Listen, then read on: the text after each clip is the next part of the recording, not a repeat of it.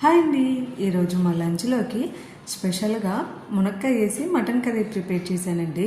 Curry అయితే thick గ్రేవీతో ఎమ్మీగా అయితే కుదిరింది. టేస్ట్ అయితే అదిరిపోయింది. అందుకే రెసిపీ షేర్ చేస్తున్నా. ముందుగా ఆయిల్లో అయితే చెక్క, లవంగం, ఇలాచీ వేసి కొద్దిగా వేగనిచ్చి సన్నగా కట్ చేసుకున్న ఆనియన్ని, మిర్చిని యాడ్ చేసి బ్రౌన్ కలర్లో వేగనిచ్చి తర్వాత మనం క్లీన్ చేసుకున్న మటన్ కూడా యాడ్ చేసి కొద్దిగా మగ్గనియండి ఆయిల్లో. తర్వాత పసుపు సాల్ట్ వేసి మగ్గనిచ్చాక అల్లం వెల్లుల్లిపాయ పేస్ట్ 2 స్పూన్స్ యాడ్ చేసుకోండి. నేను ఇక్కడ అల్లం వెల్లుల్లిపాయ పేస్ట్ చేసేటప్పుడు కొద్దిగా జీడిపప్పు యాడ్ చేశాను గ్రేవీ కోసం అనేసి. మొత్తం ఒకసారి కలిపేసుకుని మూత పెట్టేసి మగ్గనిచ్చేయండి కొద్దిగా పచ్చివాసన పోయేలోపు. ఈ లోపల మనము ఒక ప్యూరీ ప్రిపేర్ చేసుకుందాము. టమాటా, కొత్తిమీర, అలాగే garam masala, home made garam masala add చేసి మొత్తం మిక్సీ పట్టేసుకుందండి. కొంచెం వాటర్ వేసుకొని ఇలాగ స్మూత్ పేస్ట్ లా ప్రిపేర్ చేసుకొని యాడ్ చేసుకుని ఇట్లా యాడ్ చేసుకోవడం వల్ల కర్రీలో గ్రేవీ ఎక్కువ వస్తుంది, అలాగే టేస్ట్ కూడా బాగుండిద్దండి. కావాలంటే టమాటా, కొత్తిమీరతో పాటు మిర్చి, అలాగే జీడిపప్పు కూడా యాడ్ చేసుకొని పేస్ట్ చేసుకుంటే ఇంకా గ్రేవీ థిక్గా వచ్చిద్ది.